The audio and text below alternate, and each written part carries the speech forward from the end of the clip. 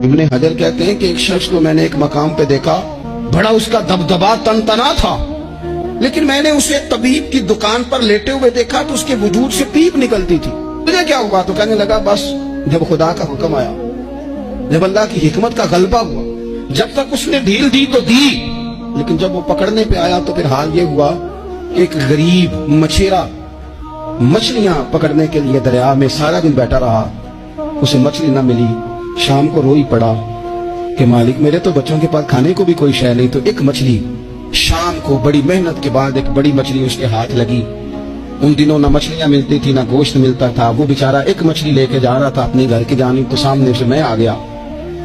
जो तरीका होता है, किधर लेके जा रहे हो, कहां से ली है? तो कहते उसने कहा साहब मुझे पता है आप मुझसे छीन लेंगे, लेकिन मेरे बच्चे सुबह से भूखे हैं, यही मेरा रोजगार है। आज मुझे कुछ नहीं मुयसर आया, मैंने इस मछली को लिया है, मुझे तो बेचने को भी कुछ नहीं मिला, पता नहीं मुझे पकानी किस तरह है।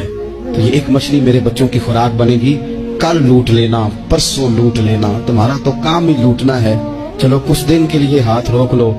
कहते हैं उसने जब ये कहा तो मैंने एक थप्पड़ मारा और उस आदमी से मछली छीन कर मैंने उसे पकड़ के घर ला रहा था मैं। उस मछली ने, हालांकि मछलियां काटा नहीं करती, कहने लगा उस मछली ने नाखून पर मेरे पोरे पर थोड़ा सा काटा है। और मैंने कहा कोई बात नहीं, मछली जरा बड़ी थी, उसने काट लिया। मैंने थोड़ी सी पट्टी बांधी और घर वालों को कहा मछली पका दे, उन्होंने पकाई खाई, कुछ पता ही नहीं था। 2-4 दिन गुजरे हैं तो जख्म आगे बढ़ने लगा है। तबीब को दिखाया है तो उसने कहा ये तो उंगली काटनी पड़ेगी।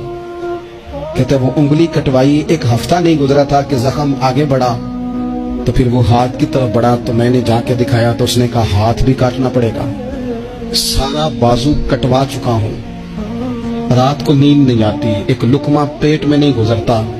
मेरे बच्चे, मेरे भतीजे, मेरे भाई, मेरे अजीज गली गली उस गरीब को ढूंढते फिरते हैं जिसका नाम भी हम कोई नहीं जानते।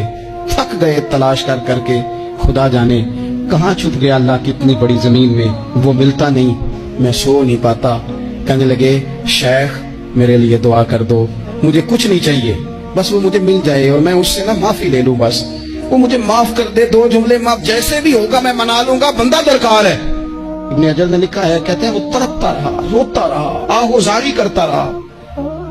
मैंने भी उसके लिए दुआ की कि अल्लाह करे वो शख्स मुझे मिल जाए। फिर कुछ दिनों के बाद मुझे किसी ने बताया कि मर तो गया है तड़प के, पर उससे माफी का मौका मुयस्सर नहीं आया।